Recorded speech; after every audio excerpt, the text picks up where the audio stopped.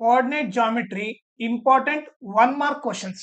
ಇಲ್ಲಿ ಏನ್ ಕೊಟ್ಟಿದ್ದಾರೆ ನೋಡ್ರಿ, find the distance between the points 0,0 and -3,5. So 0,0 ಅಂದ್ರೆ origin. So distance from the origin form ಏನಾಗುತ್ತೆ, D is equal to root X square plus Y square ಆಗುತ್ತೆ. ಇದನ್ನ X ಅಂತ ಹೋಗ್ಬೇಕು, ಇದನ್ನ ವೈ ಅಂತ ಹೋಗ್ಬೇಕು. ಏನಾಗುತ್ತೆ, D is equal to root -3 square plus 5 square ಆಗುತ್ತೆ.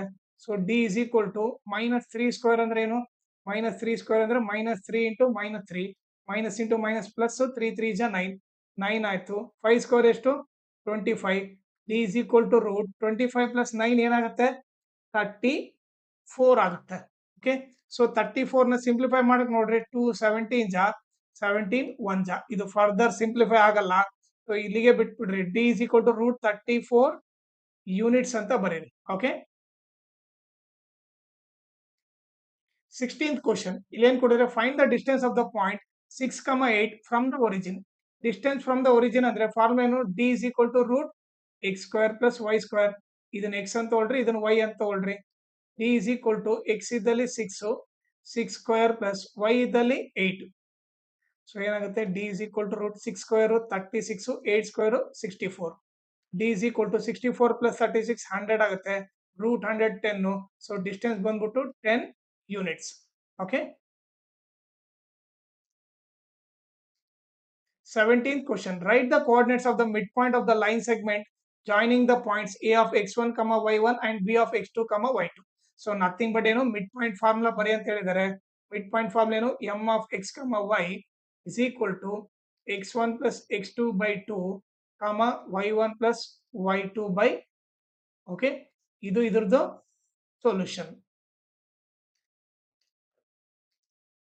18th ಕ್ವಶನ್ ಇಲ್ಲಿ ಏನ್ ಕೊಟ್ಟಿದ್ದಾರೆ ನೋಡ್ರಿ, find the coordinates of the mid point of the line segment joining the points. So 2 point join ಆಗ್ತಾ ಇದಾವೆ. ಓಕೆ, ಸೊ ಎ ಆಫ್ 5,4 ಇನ್ನೊಂದು B of 1,4. ಇದ್ರದ್ದು mid point find ಮಾಡಕ್ ಹೇಳ್ತಾರೆ. ಇದನ್ನ ಏನಂತ ತಗೊಂತೀವಿ, ಎಂ ಆಫ್ ಎಕ್ಸ್ ವೈ. ಇದನ್ನ x1 y1 ಅಂತ ತಗೊಳ್ರಿ, ಇದನ್ನ x2 y2 ಅಂತ ತಗೊಳ್ರಿ. ಸೊ ಈಗ ಮಿಡ್ ಪಾಯಿಂಟ್ ಫಾರ್ಮುಲಾ ಅಪ್ಲೈ ಮಾಡ್ರಿ. M of X Y is equal to x1 plus x2 by 2, y1 plus y2 by 2. So ಏನಾಗುತ್ತೆ, x1 ವ್ಯಾಲ್ಯೂ ಏನು 5, x2 value 1 by 2, y1 value 4, y2 value 4 whole divided by 2. So ಏನಾಗುತ್ತೆ, 6 by 2, 8 by 2. 2 1 ಜ 2 3 ಜ 2 1 ಜ 2 4 ಜ. Answer ಬಂದ್ಬಿಟ್ಟು 3, 4. ಇದು ಬಂದು mid point. M of X Y is equal to 3, 4. Okay, 19th question ಇಲ್ಲಿ ಏನ್ ಕೊಟ್ಟಿದ್ದಾರೆ ನೋಡ್ರಿ, find the coordinates of the mid point of the line segment joining the points. ಇಲ್ಲಿ ಕೂಡ ಮಿಡ್ ಪಾಯಿಂಟ್ ಫೈಂಡ್ ಮಾಡ ಅಂತ ಹೇಳಿದಾನೆ. ಸೊ ಏನ್ ಮಾಡ್ರಿ, ಇದನ್ನ ಎ ಅಂತ ತಗೊಳ್ರಿ, ಇದನ್ನ ಬಿ ಅಂತ ತಗೊಳ್ರಿ.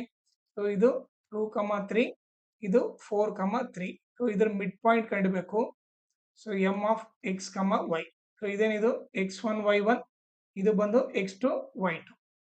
So midpoint m of x y is equal to, okay, x1 plus x2 by 2 y1 plus y2 by 2.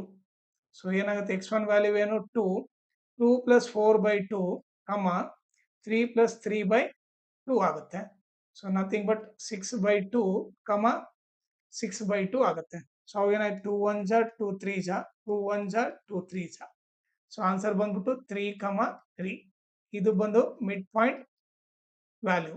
ಓಕೆನಾ, ನಿಮಗೆ ನನ್ನ ಟೀಚಿಂಗ್ ಇಷ್ಟ ಆದ್ರೆ ಈ QR ಕೋಡ್ಗೆ ಪೇಮೆಂಟ್ ಮಾಡ್ರಿ. ಐದರ್ 100 rupees, 200, 300, 500 ಅಥವಾ ನಿಮಗೆ ಎಷ್ಟಾಗುತ್ತೋ ಅಷ್ಟು ಪೇ ಮಾಡ್ರಿ. ಓಕೆ, ನಾನು ಆಲ್ಮೋಸ್ಟ್ 1700 ವಿಡಿಯೋಸ್ ಮಾಡಿದ್ದೀನಿ. ಓಕೆ, ಬಹಳ ಎಫರ್ಟ್ ಹಾಕಿದ್ದೀನಿ. ನನ್ನ ಎಫರ್ಟ್ ನಿಮಗೆ ಇಷ್ಟ ಆದ್ರೆ ಈ QR ಕೋಡ್ಗೆ ನಿಮಗೆ ಎಷ್ಟಾಗುತ್ತೋ ಅಷ್ಟು ಪೇಮೆಂಟ್ ಮಾಡ್ರಿ. ಅದರಿಂದ ನನ್ನ ಚಾನಲ್ ಗ್ರೋತ್ ಹೆಲ್ಪ್ ಆಗುತ್ತೆ.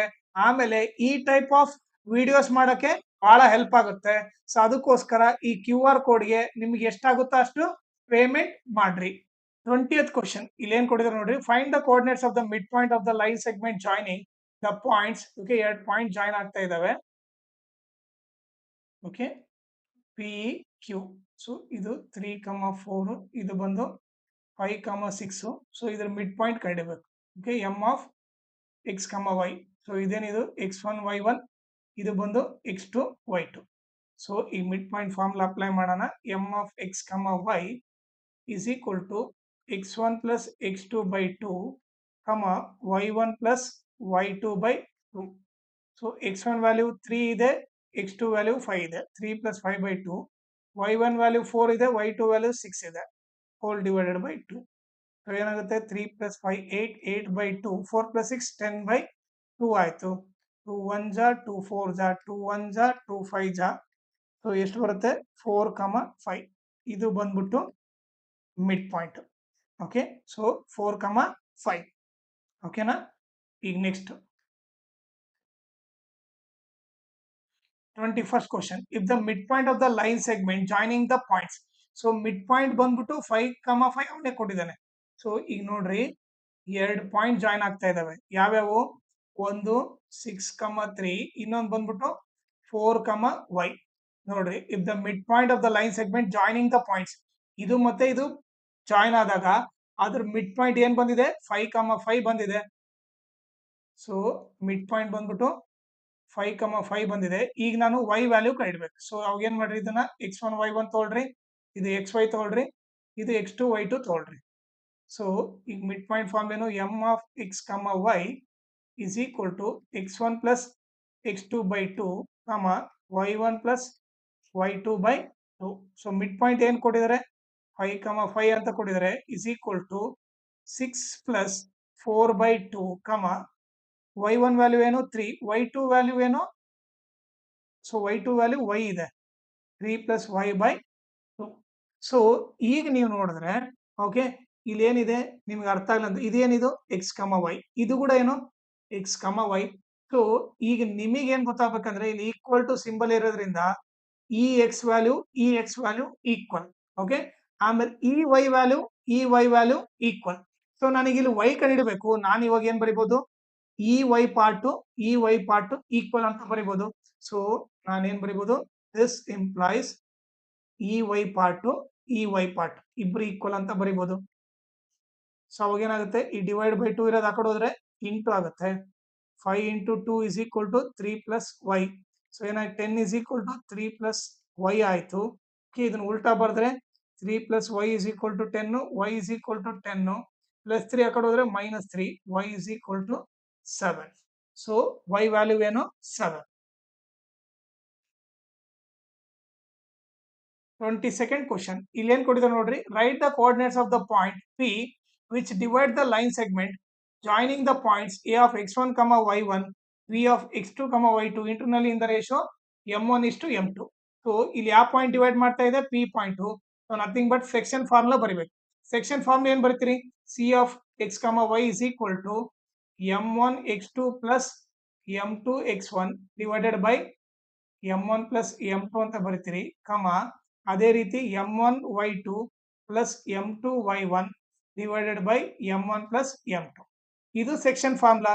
ಬಟ್ ಅಲ್ಲಿ ಪಾಯಿಂಟ್ ಸಿ ಅಂತ ಅಂತಿದ್ವಿ, ಇಲ್ಲಿ ಪಾಯಿಂಟ್ ಪಿ ಇದೆ. ಸೊ ನೀವೇನ್ ಮಾಡ್ರಿ, ಸಿ ಜಾಗದಲ್ಲಿ ಪಿ ಅಂತ ಬರೆದ್ಬಿಟ್ರೆ ಇದೇ ಇದ್ರದ್ದು ಸೊಲ್ಯೂಷನ್. ಓಕೆನಾ. 23rd question. ಇಲ್ಲಿ ಏನ್ ಕೊಡಿದ್ರೆ ನೋಡ್ರಿ, right the coordinates of the point P which divide the line segment joining the points A of x1, y1 and B of x2, y2 internally in the ratio 1:1. So nothing but ಏನಿದು, ಈಗ ಏನ್ ಕೊಟ್ಟಿದ್ದಾನೆ ಅಂತಂದ್ರೆ 2 point ಇದೆ. Okay, ನಿಮ್ಗೆ ಅರ್ಥ ಮಾಡ್ಸಕ್ ನೀಟಾಗಿ ಹೇಳ್ತಾ ಇದ್ದೀನಿ. ಇದು x1, y1 ಇದೆ. ಓಕೆ, ಇದೇನಿದೆ x2, y2 ಇದೆ. ಓಕೆ, ಇವೆರಡನ್ನು ಒಂದು ಪಾಯಿಂಟ್ P ಡಿವೈಡ್ ಮಾಡ್ತಾ ಇದೆ. ಒಂದು ಪಾಯಿಂಟ್ ಯಾವ್ದದು? P ಡಿವೈಡ್ ಮಾಡ್ತಾ ಇದೆ. ರೇಷಿಯೋ ಏನ್ ಕೊಟ್ಟಿದೆ? 1:1. So m1 value 1, m2 value 1. Okay, so ಇವಾಗ ನೀವೇನ್ ಬರಿಬೇಕು? ನಾರ್ಮಲ್ ಆಗಿ ಸೆಕ್ಷನ್ ಫಾರ್ಮ್ ಏನು? C of x, y is equal to ಏನು? m1 x2 plus m2 x1 divided by m plus divided by ಏನು? m1 plus m2, ಅದೇ ರೀತಿ ಇಲ್ಲಿ m1 plus m2 ಬರೀರಿ, ಏನಾಗುತ್ತೆ? m1 y2 plus m2 y1. Okay, but ಇಲ್ಲಿ m1 m2 value substitute ಮಾಡ್ರಿ. So C ದಲ್ಲಿ ಯಾವ ಪಾಯಿಂಟ್ ಇದೆ? P ಇದೆ. So P of x, y is equal to, okay, m1 1 m2 1. So ಏನ್ ಮಾಡ್ರಿ 1 + 1 1 into x2 plus 1 into x1. Okay, ಅದೇ ರೀತಿ ಇಲ್ಲಿ 1 + 1 1 into y2 plus 1 into y1. So ಏನಾಗುತ್ತೆ p of x, y is equal to 1 into x2 plus x1 by 1 plus 1 2 ಆಗುತ್ತೆ. 1 into y2 plus y1 by 2 ಆಗುತ್ತೆ. ಇದು ಬಂದ್ಬಿಟ್ಟು ಇದ್ರದ್ದು ಸೊಲ್ಯೂಷನ್. ಓಕೆನಾ, ಹಿಂಗನ ಬರೀರಿ, ಇಲ್ಲ ನೀವು ಡೈರೆಕ್ಟ್ ಆಗಿ x2 plus x1 ಬದಲು x1 plus x2 by 2 y1 plus y2 by 2 ಹಿಂಗಾದ್ರೂ ಬರೀರಿ. ಓಕೆ, ಯಾವ್ದಾದ್ರೂ ಕರೆಕ್ಟ್. ಓಕೆನಾ, ನಿಮಗೆ ನನ್ನ ಟೀಚಿಂಗ್ ಇಷ್ಟ ಆದ್ರೆ ಈ QR ಕೋಡ್ಗೆ ಪೇಮೆಂಟ್ ಮಾಡ್ರಿ. ಐದರ್ 100 rupees, 200, 300, 500 ಅಥವಾ ನಿಮಗೆ ಎಷ್ಟಾಗುತ್ತೋ ಅಷ್ಟು ಪೇ ಮಾಡ್ರಿ. ಓಕೆ, ನಾನು ಆಲ್ಮೋಸ್ಟ್ 1700 ವಿಡಿಯೋಸ್ ಮಾಡಿದ್ದೀನಿ. ಓಕೆ, ಬಹಳ ಎಫರ್ಟ್ ಹಾಕಿದ್ದೀನಿ.